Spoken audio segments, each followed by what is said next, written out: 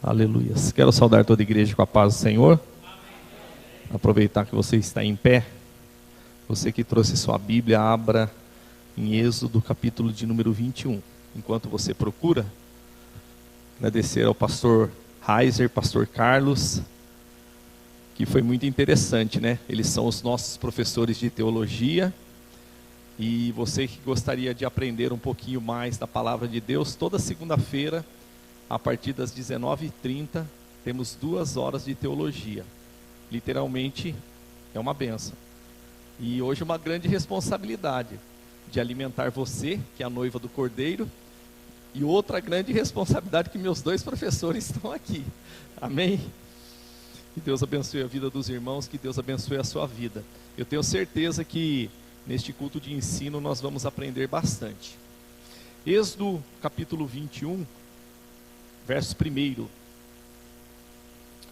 diz assim: estes são os estatutos que lhes proporás. Se comprares um servo hebreu, 6 anos servirá, mas ao 7º sairá forro de graça. Se entrou só com o seu corpo, só com o seu corpo sairá. Se ele era homem casado, sairá sua mulher com ele. Se seu senhor lhe houver dado uma mulher, e ela lhe houver dado filhos ou filhas, a mulher e seus filhos serão do senhor, e ele sairá só com seu corpo.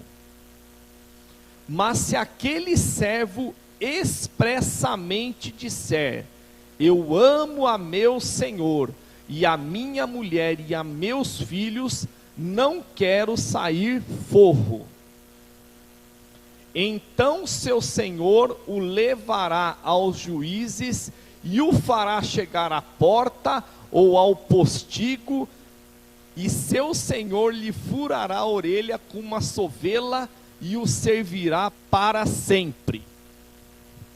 E até aí, pode se assentar em nome de Jesus.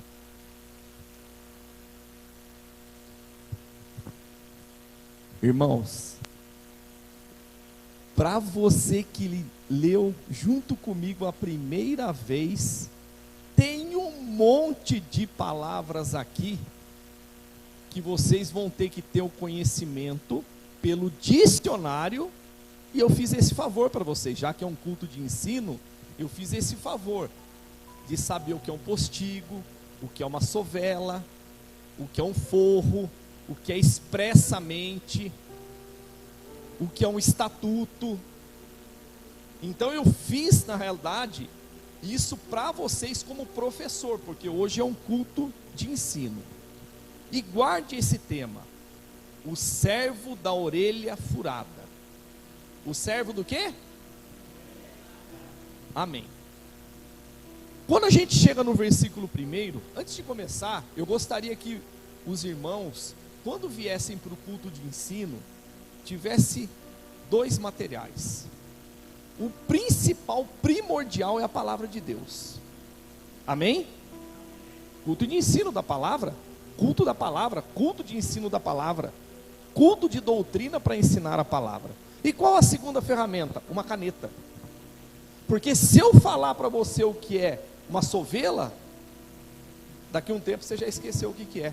Mas se você anotar na sua Bíblia, como está anotado na minha aqui, daqui a um tempo você vai passar, por exemplo, você vai ler sobre aborto, que está lá em Êxodo 21, 22, está escrito, você olha lá, nossa, o pastor Edmilson pregou isso daqui, olha que interessante. E vem a memória. Lembrando, né, pastor Carlos, que a palavra de Deus, ela não se renova, porque a palavra de Deus é fiel. A palavra de Deus, ela nos renova. É uma grande diferença. Ela não muda, ela não se renova. Mas você lê hoje, quando você lê amanhã, ela vai te renovar de uma maneira diferente. Quando nós lemos o verso 1, diz assim: estes são os estatutos. O que é estatuto? Eu fui pesquisar o que é estatuto, e por incrível que pareça, você sabe que tem o estatuto da criança e do adolescente. tem o estatuto do idoso, mas lá estava o estatuto do PCC, até o PCC tem estatuto, tem o estatuto do PT. Igreja tem estatuto? Tem o estatuto da Assembleia de Deus. Então o que é o estatuto, para você entender? É um conjunto de regras que ela tem por objetivo organizar e dar um bom funcionamento a uma coletividade ou uma sociedade. Resumidamente, são regras que visam dar um bom andamento à obra de Deus. O estatuto da Assembleia de Deus é justamente assim. Não é a casa da mãe Joana que nem a gente cita, mas sim o que é? São regras que devem ser obedecidas para quê? Para que haja um bom andamento da obra de Deus. Entendeu o que é estatuto? Que você precisa entender. Só que daí você continua o versículo e está assim, ó: estes são os estatutos que lhes proporás. Preciso da sua ajuda, Yasmin. Deuteronômio 30:19. O que é propor? Ou fazer uma proposição. Deus está falando aqui e ele faz uma proposição. Olha uma proposição ali, olha. Os céus e a terra tomo hoje por testemunha contra ti, que tenho proposto a vida e a morte, a bênção e a maldição. Aí está aí, ele faz uma proposta e a escolha pertence a nós. Olha lá a escolha: escolhe, pois, a vida para que vivas, tu e a tua descendência, ou tu e a semente. Agora, aqui no púlpito não pode responder, tá? Quem é a vida? Ó, quem, não é o que. Quem é a vida? Quem? Quem, gente? Quem disse assim: eu sou o caminho, a verdade e a vida? Jesus.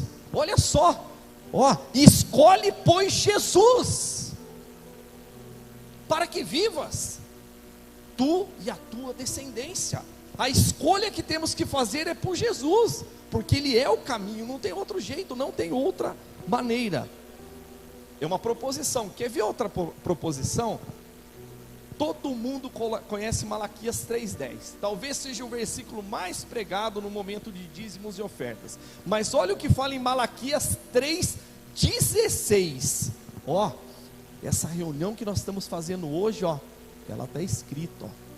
Porque se você veio aqui é porque você quer aprender a palavra e você teme ao Senhor. Olha o que está escrito lá: então aqueles que temem ao Senhor falam cada um com o seu companheiro, e o Senhor atenta e ouve. E ó, há um memorial, há um diário, há uma ata, há algo escrito, ó, diante dele, para que temem ao Senhor e para os que se lembram do seu nome.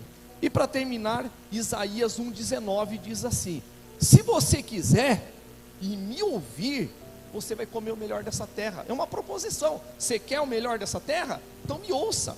Ele coloca nas tuas mãos. Agora, quando a gente vai para o verso 2, fala assim: se comprares um servo hebreu. Hebreu sendo servo de hebreu, ou hebreu sendo servo de hebreu, ou hebreu sendo escravo de hebreu. Escravo ou servo tem sinônimos aqui. Um hebreu só se tornava servo ou escravo de outro. Eu vou citar duas maneiras. Qual é a primeira? Se ele entrasse numa pobreza extrema. Onde está isso na Bíblia?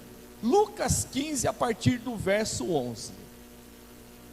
Já trago para cada um de nós, porque eu aprendi sábado retrasado, que lá em Lucas capítulo 15, não são 3 parábolas: da ovelha perdida, da dracma perdida e do filho pródigo. Na realidade, quantas parábolas é, amor? Uma. Só que são 3 histórias que tem aproximadamente o mesmo desfecho. Mas quando chega sobre o... olha lá, que o homem tinha 2 filhos, você conhece a história, e o mais novo fala assim, ó: eu quero a minha fortuna, eu quero a minha herança, eu quero sair de casa. E naquele momento o que acontece? Ele vai para uma terra bem longínqua, ele gasta toda a sua fortuna, toda a sua herança, dissolutamente, E aí ele perde todo o dinheiro, perde toda a herança, a ponto que ele vai cuidar de porcos. E chegando lá, o que acontece? Nem a comida do porco não dão para ele. Aí vem o pensamento: eu vou voltar para casa? Eu vou voltar para o pai. É bem diferente de você voltar para casa e você voltar para o pai. Eu vou voltar para o pai, porque os escravos do meu pai, eles têm alimento, eles têm comida, e eu aqui passando fome. Eu vou me tornar, na realidade, eu vou deixar de ser filho e vou me tornar um escravo, que pelo menos eu vou ter comida. Isso acontece no Brasil? Acontece. Quer que eu mostre para você como acontece? Outro dia teve um memes, que um moço chegou para o policial e falou assim: me prende. Eu não posso te prender se eu não fez nada. Me prende. Mas por que eu vou te prender? Não, porque se eu for trabalhar, como eu não tenho estudo, eu vou ganhar 1.300 e pouco, que é o salário mínimo. Agora, se o senhor me prender, eu vou ter um salário presidiário, ou um bolsa presidiário neste governo de 1.800 e pouco. Ou seja, sendo escravo, sendo servo, sendo preso, ele vai ganhar mais do que quem está livre. Então guarde bem, por que a pessoa se tornava escravo? Pobreza extrema. E outra maneira dela ser escravo, um judeu de outro, um hebreu de outro, um israelita de outro, qual era a maneira? Ter uma grande dívida. Sabe onde está na Bíblia? Muito conhecido esse texto, 2 Reis capítulo 4. Chega uma mulher e ela fala assim, olha, para Eliseu: o senhor sabe que meu marido temia o Senhor e essa era seu servo. Aí vem os credores e eles não querem me levar, eles não querem a minha casa, eles não querem os meus bens, mas eles querem os meus 2 filhos como escravos. Então, quando a pessoa tinha uma dívida grande, ela poderia se tornar escravo. Agora eu abro um parênteses aqui. Todos nós somos escravos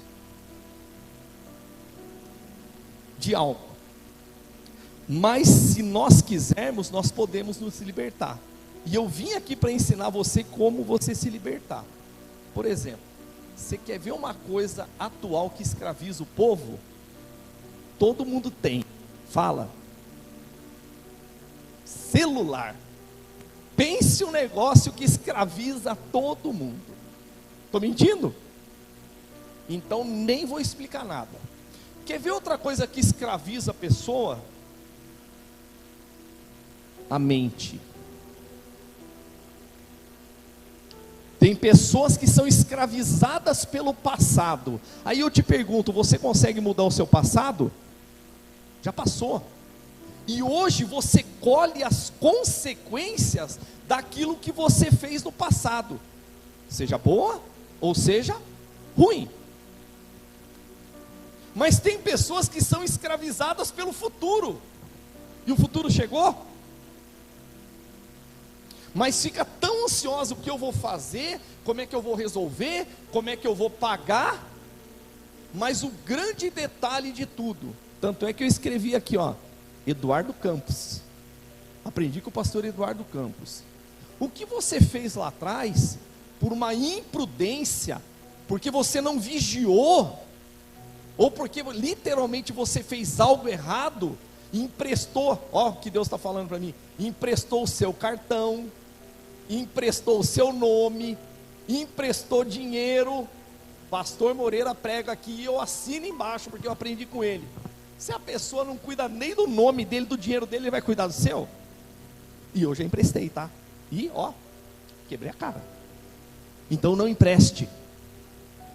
Perca amizade por você falar não. Você não vai perder não, pode ficar tranquilo. Ele vai continuar falando com você. Agora empresta para ele não pagar. Perdeu a amizade e o dinheiro. Então olha só, o que você fez lá atrás, você colhe as consequências hoje. Mas como mudar? Vou te dar a receita. Tenha um presente, o dia de hoje, tenha ele completo, íntegro, com caráter próximo ao de Cristo, com honestidade, com fidelidade, com trabalho. E o seu futuro você muda, ele vai ser brilhante. Você por um determinado tempo ainda vai colher as situações do seu passado. Talvez o que você fez ontem você ainda vai colher algo. Mas se você tiver um presente completo, íntegro, próximo do caráter de Cristo, pedindo discernimento, orando e perguntando para Deus: posso fazer isso? Pode ter certeza que seu futuro é brilhante. Você vai mudar a tua vida e não vai ficar escravizado pelo seu passado. O inimigo, ele é especialista em tentar te escravizar, tirar a liberdade que Deus deu. Como? Te apontando e te acusando, falando do que você fez. Mas lembre-se que Romanos 8 fala: agora, pois, nenhuma condenação há para os que estão em Cristo Jesus, aquele que não anda segundo a carne, mas anda segundo o Espírito Santo. Aleluias. Mas eu quero falar sobre a terceira escravidão, que é a religiosidade. Quando a gente chega em João capítulo de número 4, também outro texto extremamente pregado. João capítulo 4, versículo 19, por favor, Yasmin. Olha só o que a palavra de Deus nos diz. Fala sobre uma mulher samaritana. Essa mulher, eu acho que vai ter que voltar um versículo, por favor. Volta mais um. Mais um. Mais um. É o 9. João 4, 9, por favor. Isso. Tem uma palavrinha chave aí, de 2 letras, que está na segunda linha, no final da linha. Olha só, quando essa mulher conhece Jesus, ela não sabe quem Jesus é. É isso que você muitas vezes, a Bíblia diz: examina as Escrituras. Qual que é a última palavra da segunda letra, da segunda frase ali? Tu. E tu é a segunda pessoa do singular. Nós não costumamos falar assim: Pastor Heiser, tu vai no Interlagos? Não, a gente fala assim, eu por hierarquia eu falo: Pastor Heiser, o senhor vai. Mas como nós somos pastores, eu falo: pastor, o senhor, você vai. Então tu corresponde a você. Olha como ela tratou Jesus, que é Senhor. Disse-lhe, pois, a mulher samaritana: como sendo você judeu, me pedes de beber a mim, que sou mulher samaritana? Só que quando nós vamos ver o decorrer, o que Jesus vai demonstrando para ela, aí por favor, agora pode passar em João 4,19. Aí ela, de você, ela já mudou, ela passa a chamar ele de Senhor. Só que ainda não tinha reconhecido o ministério de Jesus, que além de ser Senhor, era o Cristo. Aí ela fala: vejo que tu és profeta. Por favor, versículo 20. Aqui tem que lembrar que eu estou quebrando a religiosidade. Olha o que ela fala: os nossos pais adoravam neste monte. Lembra que ela estava no poço de Jacó, junto com Jesus, no monte Gerizim, que é aquele monte ali. E ela fala: nossos pais adoravam nesse monte, e vocês, ou vós, dizeis que é em Jerusalém, cidade, o lugar onde se deve adorar. Isso. Olha só, você está vendo que na realidade existe uma contradição ali de 2 culturas, os samaritanos e os judeus, uma discórdia. Um está falando assim: o lugar de adorar é no monte, e ela já está falando, os judeus estão falando, o lugar de adorar é no templo de Jerusalém. Continua, por favor. Olha o que fala o 21. Disse-lhe Jesus: mulher, crê-me que a hora vem em que nem nesse monte, nem em Jerusalém cidade adorareis o Pai. Para aí. É como se fosse hoje. Jesus falava assim: qual lugar de adorar? Não é nem aqui nem na China. A gente usa esse termo aqui no Brasil. Mas ele está falando, ó, mulher crê que a hora vem que não é nem aqui e nem lá. Porque eu vou fazer uma pergunta para você: monte tem limite? Um monte tem limite? Tem. Um templo tem limites? E Deus tem limites? Deus não tem limites. Sabe qual o grande problema? Aí eu vou falar para pessoas católicas que tem aqui, e vou falar para a maioria que é evangélico. Sabe qual o grande problema? Vou começar primeiro pelo evangélico, que é religioso e ele idolatra o monte. Eu vou no monte porque naquele lugar, ó, determinou o lugar, fechou o lugar. Lá eu vou receber a bênção. Não é o lugar, é quem você vai buscar. É quem você vai buscar. É pecado ir no monte? Hipótese nenhuma. Mas o problema é qual a intenção, a proposição do teu coração. E muitas vezes, nós que, eu já fui no monte várias vezes, a gente fica escravizado por pastores que chegam e falam assim: se você chegar no monte e você não orar lá embaixo, você chegar lá em cima, você pode ser fulminado. Eu já subi lá em cima, tinha macumba lá. E você que é temente a Deus, que peca e se arrepende todo dia, você vai ser fulminado? Capaz mesmo, hipótese nenhuma. Agora, o grande problema é aquilo que eu falei: qual a proposição do teu coração? Qual a proposta no teu coração? O que está proposto no teu coração? É ir a quem você vai buscar. Quer entender mais um pouquinho? Um dia Jesus pregou uma palavra muito dura para uma multidão, lá em João 6, próximo do versículo 60 mais ou menos. Aí os seus discípulos, um monte deu linha. Aí Jesus pergunta para os 12 assim: querem ir embora vocês também? Quer ir com eles? O que Pedro falou? Para quem iremos nós? Não é para onde iremos nós. Para quem iremos nós, se só o Senhor tem as palavras de vida eterna? Então o detalhe é para quem você vai adorar. Agora olha o detalhe: cidade, Aparecida, um lugar delimitado. O que acontece? Qual é o grande problema? O problema é você ir até Aparecida e você chegar e falar: não, é dentro desse templo que eu vou conquistar a minha bênção. Não, o erro é isso daí.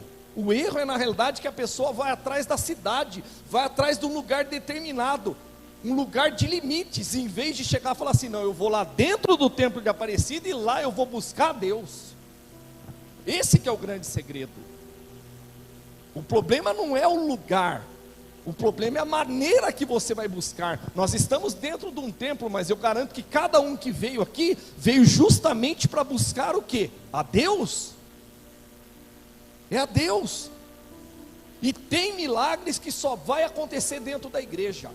Deus, ele tem todo o poder para fazer milagre em qualquer lugar, mas vai ter milagres que você só vai ver dentro da igreja. Quer um exemplo? Ana perseverou, poderia ter recebido na casa dela, mas onde ela foi receber, foi através de uma profecia do profeta Eli, que disse assim: olha, o desejo do teu coração seja concedido, e foi dentro do templo. Portanto, às vezes você vem aqui, e você ouve uma palavra, só basta uma para você mudar. Basta uma palavra bem colocada no teu coração para ver uma mudança radical. Aleluias. E infelizmente, muitos que não vêm para um culto de ensino, para uma escola bíblica dominical, não tem um tempo de ler a palavra, como nós estamos tendo, ele entra numa pobreza extrema. Qual é a pobreza? De espírito, pobreza de conhecimento. E ele acaba sendo escravo do quê? Da ignorância. É o que o inimigo ama. O diabo em hebraico, ou o opositor, ou adversário, no hebraico ele é chamado príncipe das trevas, ou príncipe da ignorância, ou príncipe da falta de conhecimento. Ele ama que o povo não tenha o conhecimento da palavra. Porque Jesus disse, ó: conhecereis a verdade, conhecereis a palavra e ela tira você da escravidão, ela te liberta. O mais lindo de tudo é que, eu falei de dívida, né? Tem muita gente que eles não se liberam da escravidão e podem se liberar ouvindo essa palavra, porque eles falam assim: ah não, eu tenho uma dívida, eu nasci assim, eu vou morrer assim. O mundo fala assim: pau que nasce torto, morre torto.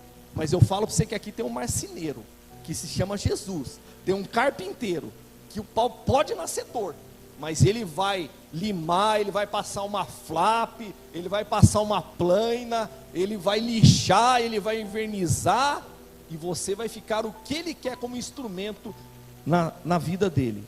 Mas muitas pessoas falam assim, ó: ah, o que vão dizer de mim se eu me tornar cristão? Não estou falando evangélico não.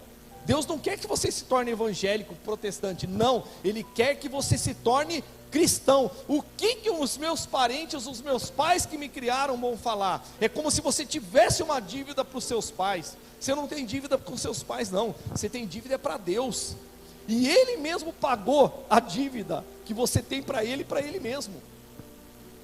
Isso que é interessante. O que vão dizer de mim? Aí eu quero deixar um versículo que está em Gálatas, capítulo 1, verso 10, depois o verso 13, Fábio, por favor. Olha o que a Bíblia diz. Vamos pegar a parte B ali. Procuro agradar a homens, se estivesse ainda agradando aos homens, ou seja, ao teu pai, a quem te criou, aquele que te comanda, aquele teu líder, se você estiver agradando aos homens, não seria servo ou escravo de Cristo. Olha o verso 13 desse mesmo capítulo 1, olha o que diz. Porque, Paulo dizendo: porque já ouvistes qual foi antigamente a minha conduta ao judaísmo. O que Paulo fazia? Qual era a conduta? Ele não conhecia Cristo, ele participava de uma seita chamada judaísmo.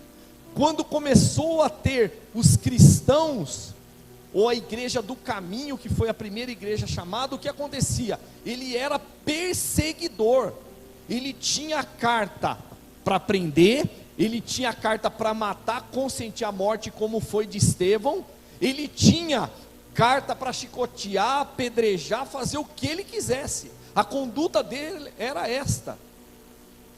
Mas o que, olha lá, como sobremaneira perseguia a igreja de Deus e assolava. Mas quando Jesus Cristo o encontra a caminho de Damasco, ele tem um convencimento pelo Espírito Santo, e ele fala: eu vou me converter, eu estou indo nesse caminho de perseguidor, e foi um dos grandes perseguidos da igreja primitiva. Obrigado, Fábio. Aí eu falei que tem várias palavras difíceis, né? Quando a gente vai para o verso de número 2, continuando no verso 2 de Êxodo 21, fala assim, ó: se comprares um servo hebreu, 6 anos servirá, mas ao 7º sairá forro de graça. O que é sair forro de graça? Eu sinceramente não sabia também, mas é lindo. Quem estudou a princesa Isabel? História, meu Deus, o que a princesa Isabel fez? Carta de alforria para quem? Os escravos. Forro vem de alforria, ou seja, uma carta de alforria. Ou seja, lê de novo para você entender. Se você comprar um servo hebreu, ele vai trabalhar 6 anos. No 7º vem o ano sabático, não pode mais ficar com ele, então ele vai receber o que? A liberdade, ele vai ser livre, ele vai receber uma carta de alforria, ele está livre, ó, ele vai ser desobrigado. Primeiro, por dívida ou por pobreza extrema, se ele quisesse ser servo, ele era obrigado a trabalhar, não tinha férias, não tinha feriado, não tinha 13º, não tinha sábado, domingo, descanso, não tinha. Era de sol a sol. mas a partir do momento que passou 6 anos, ele recebia a desobrigação. Lindo isso, né? Muito bonito. Aleluias. Aí quando você vai para o versos 5, Fábio, de Êxodo 21, olha que palavra linda, gente. Essa daqui, ó, babei, meu queixo caiu. Olha o que fala ali, ó. Mas se aquele servo expressamente disser, ó, eu amo a quem primeiro? O meu Senhor. Olha que lindo, o Senhor está primeiro, Deus está em primeiro lugar, depois a mulher, depois os filhos. Eu não quero a carta de alforria, mas sabe o que significa aquela palavra expressamente? Ó, a palavra expressamente significa, ó, sem contestação. Eu estou falando é sim, sim, não, não, é sem contestação, ou seja, eu não quero que ninguém questione, terminantemente acabou, já está decidido, eu já dei minha palavra e vou cumprir, eu vou ser servo, expressamente essa palavra, ou seja, sem contestação, não tem direito a ser contestado, já dei a palavra e minha palavra vale, é o servo falando. Olha só que lindo, louvado seja Deus. Verso 6, por favor, Fábio. Então o seu Senhor o levará aos juízes. Agora eu preciso que você preste atenção, porque você vai ter que imaginar, você vai ter que entrar naquele cenário. O senhor dele vai levar o servo, que é escravo, aos juízes.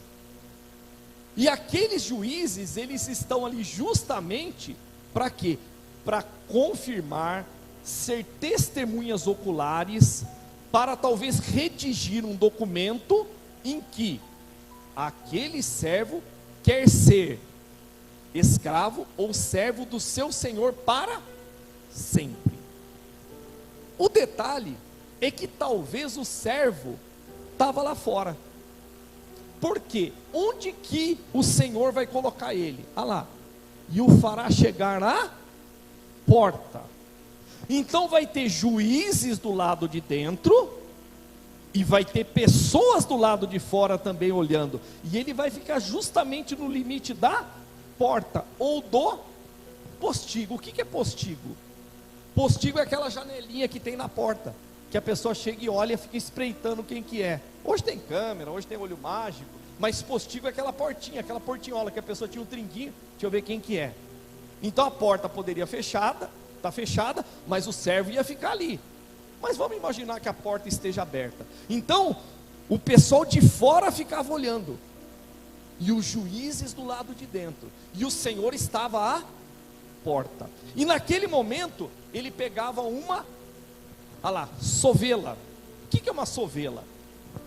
É uma agulha grande que tem um cabo de madeira que usava para furar couro, e depois costurava o couro, mas era para furar. Naquele momento o que ele fazia? Ele pegava e furava a orelha do servo na frente de todo mundo. Aí eu quero fazer uma pergunta que não está no texto.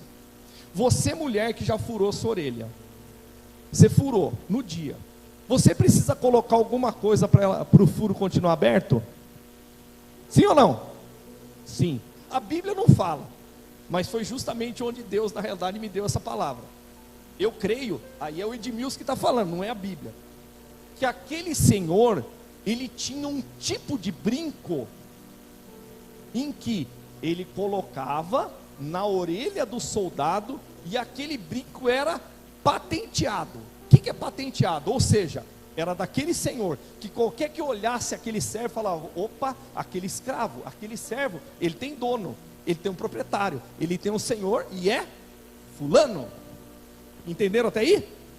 Ok? E aquele servo seria escravo ou servo para sempre. Entenderam o que está escrito ali? Agora vamos mover para nós. Vou terminar nos 12 minutos, pastor. Glória a Deus. Ó, toda escravidão, em qualquer tipo, no celular, um jogo de baralho, uma bebida, uma droga, o seu passado, uma falta de perdão,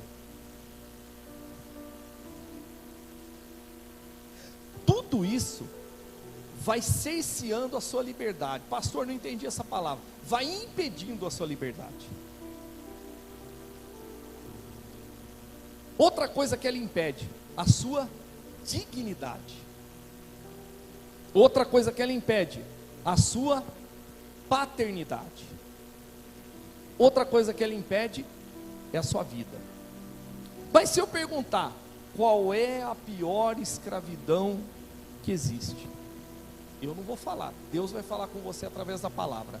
João 8, versículo 34. Eu citei 4 coisas em que a escravidão impede. Qual é? A liberdade, a dignidade, a paternidade e a vida. Olha o que Jesus disse, ele é a verdade. Ele disse assim, ó: em verdade, gente, é culto de ensino. Quando você vê que, por que Jesus falou 2 vezes em verdade, errou, repetiu? Não, ele não erra, é para você prestar atenção. É a mesma coisa eu chegar a falar assim, deixa eu ver alguém aqui, irmão Luiz, ou seja, a primeira o irmão Luiz, a segunda ele já está em pé como obreiro. É como se fosse para você se atentar, você prestar atenção, você se ligar. Então Jesus disse: em verdade vos digo, que todo aquele que comete pecado é servo ou escravo do pecado. Ser escravo do pecado, presta atenção que fala no verso de número 35. O servo ou escravo não fica para sempre em casa. O filho fica para sempre. A Bíblia diz que o salário do pecado é a morte física, morte espiritual, segunda morte. Não vou entrar no mérito, mas vai morrer e vai para o inferno se pecar. Aí você fala: pastor, eu não entendi, porque eu peco, eu erro. Beleza, eu também. Mas o grande detalhe de tudo qual é? Você peca por acidente. Você fala às vezes algo por estar nervoso, com raiva, não tem a temperança, não vigia os olhos, promete uma coisa e muitas vezes não cumpre, e não pede perdão, não dá uma satisfação. Então tem N coisas que fazemos dia após dia, em que erramos, pecamos. Mas eu vou dizer uma boa notícia para você: não é o pecado que vai te impedir de entrar no céu. O que vai impedir de você entrar no céu é você não aceitar que somente Jesus, somente Jesus pode literalmente apagar os seus pecados, desde que você se arrependa, não faça mais e peça perdão ao Pai pelos pecados no nome de Jesus. Segredo simples. O grande detalhe é alcançar a misericórdia como? Não fazendo mais. Mas eu errei de novo. Ele está pronto para perdoar quantas vezes for preciso. Quantas vezes for preciso. Só que preste bem atenção. Deus, ele não divide a glória dele com ninguém. Então, presta bem atenção, ele não vai dividir a salvação, ou seja, o pacto da aliança, o pacto da salvação, ele não vai dividir com ninguém. Não adianta você chegar e falar assim: olha, eu creio em Deus, Jesus é o meu Salvador, mas eu vou para o céu porque eu faço coisa boa. Negativo, você já colocou o eu. Ele não admite esse adultério espiritual, não admite. Tem que ser uma fidelidade extrema a Deus. Ele não divide com ninguém. Salvação é ímpar, é singular, é somente Jesus que mostra o caminho, te dá a receita, te dá a estratégia. É Ele e acabou, é somente Ele, e não tem outro. Louvado seja Deus. E olha ali o que fala: o que continua sendo escravo do pecado, olha lá, ele não fica em casa. Olha lá, o servo não fica para sempre em casa. Que casa está falando essa? A casa do Pai. Quem é escravo do pecado não fica. Mas se você se tornar filho, ó, redobra atenção em mim aqui, ó. Se você se tornar filho, mas pastor, como é que eu me torno filho de Deus? Porque todo mundo fala, nasci, sou filho de Deus. Beleza, é mesmo. É assim. Enquanto você é bebê e está na inocência, você é filho de Deus. Só que vai chegar um momento em que você vai pecar, você vai fazer coisa errada e vai ter a consciência, acabou a inocência. Aí o pecado renasce em você e você morre espiritualmente. E como é que eu renasço novamente? É de uma maneira que está lá em João, capítulo 1, verso 12. Olha o que está escrito lá. Mas a todos quanto o receberam. Quem que recebeu? Jesus. Todos quanto o receberam, deu-lhes o poder de serem feitos filhos de Deus. Ou seja, ele passa para um estágio, continua sendo criatura. Nós continuamos sendo criatura, o Criador é Ele. Mas nós passamos para um estágio que somos filhos. E filho tem herança. Filho fica na casa do Pai. Filho tem mordomia. Filho tem vida eterna. Ah lá, aos que creem no seu nome, aos que creem no nome de Jesus. Não é em outro nome, é no nome de Jesus.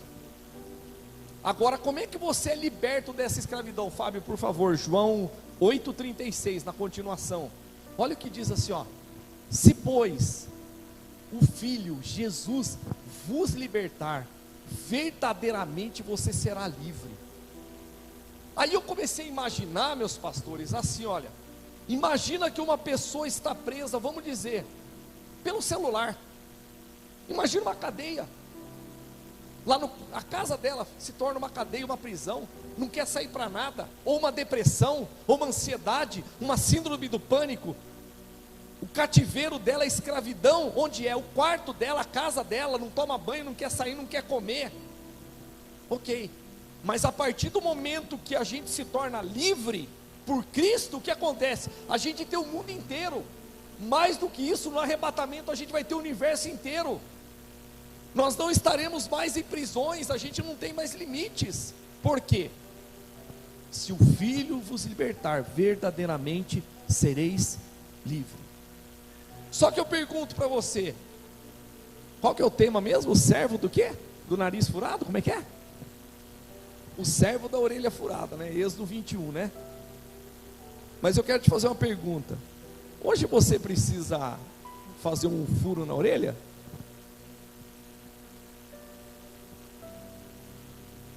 Mas você precisa ter uma marca? Opa! Aí foi bom, hein? A gente precisa ter uma marca. E eu vou contar um negócio para você aproveitar que o pastor Moreira não está aí, sabe? Eu copiei a pregação do pastor Moreira lá, ó. Fábio, por favor, Gálatas 6,17. Olha o que diz Gálatas 6,17. Por isso que é muito bom a gente vir aos cultos de ensino e sentar, ouvir uma palavra que enche os nossos corações, aprender, refletir, perguntar depois, ó, não entendi, assim por diante. Porque hoje você está sentado, amanhã você está aqui. E o pastor Edmilson está aí, ó. Nossa, olha, ele falou uma coisa diferente, interessante, ok? Nossa, ele teve uma visão que me renovou. Vamos terminar. Olha o que Paulo falou. Desde agora, ninguém me inquiete, porque trago no meu corpo as marcas do Senhor Jesus Cristo. E eu, para terminar, eu vou colocar só 3 marcas. Qual é a primeira marca? Não é um furo na orelha, nem um brinco não, tá? Sabe qual é uma marca do cristão? Humildade. Difícil. Já teve gente até coçando a cabeça, dando risada. É difícil, literalmente. Mas Jesus disse: aprendei de mim, que sou manso e humilde de coração. Aprenda de mim que sou manso e humilde de coração. Ou seja, abre o seu direito de escolha, abre mão do seu direito de escolha. Pastor, então quer dizer que eu não vou ter livre-arbítrio? Vai, mas eu vou falar qual livre-arbítrio você vai ter.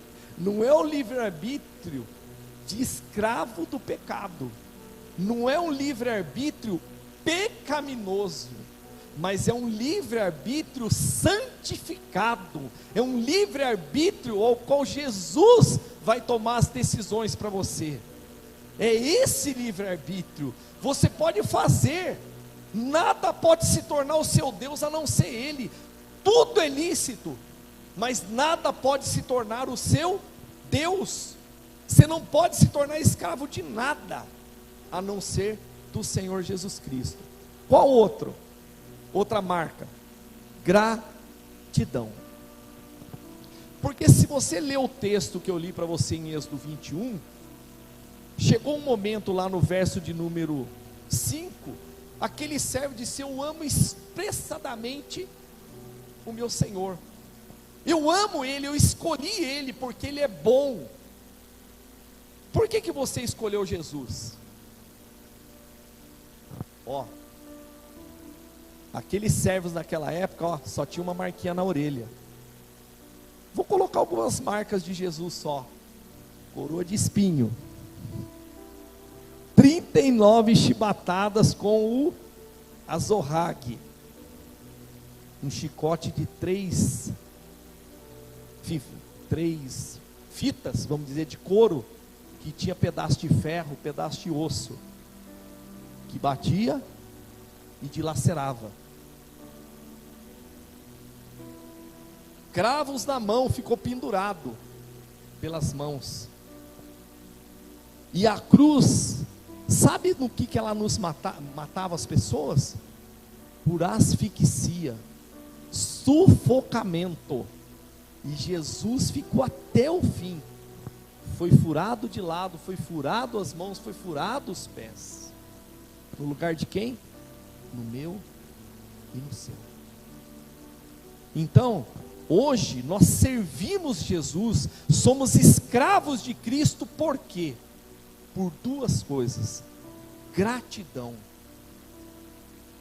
sermos gratos pelo sacrifício substitutivo de Jesus, por ter alcançado a vida eterna, mas somos também, servimos Ele também por amor. E falando em amor, que é lindo, né? Hoje a gente pertence definitivamente ao Senhor, porque Ele nos amou primeiro. E quando Ele nos amou, olha só, Ele amou também como Pai, que Ele é um que dá identidade, Ele é provedor, Ele é protetor, Ele é zeloso, é cuidadoso, é amoroso, repreende com amor, consola, instrui, dá discernimento, batiza com o Espírito Santo e etc. E eu vou terminar essa ministração 3 minutos depois. E aí, eu vou falar do pastor Edmilson. Eu esqueci o nome da irmã, por favor, fala. Maria Helena. Eu vou falar do pastor Edmilson, tá?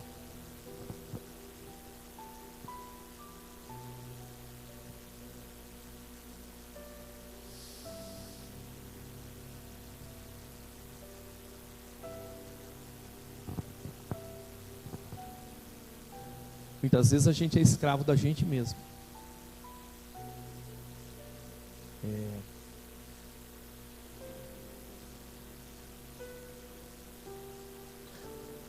Quando eu falei de amor, vou dar um exemplo. Se eu chegasse e falasse assim, quem quer ir de graça lá para o Termas dos Laranjais, lá em Olímpia? Lá é um parque aquático mais visitado aqui da América Latina. Eles têm águas termais, aí tem para criança, para nenê, para idoso, para aquele que está sendo ajudado, para cadeirante. Tem para todo tipo de pessoas. Quem gostaria de ir? Talvez todo mundo falasse: eu gostaria de ir de graça. Por quê? Porque lá é um lugar bom. O que eu pedi para Deus, porque essa pregação, conforme a gente aprende, né, aqui em cima, né, ela corta aí, ela corta aqui, ela corta aqui, é espada. Infelizmente, começa aqui. Nós queremos ir para o céu, não pelo amor de Deus, não pela santidade de Deus, mas infelizmente, mas que essa pregação mude a minha vida e a sua. A gente quer ir para o céu por medo do inferno.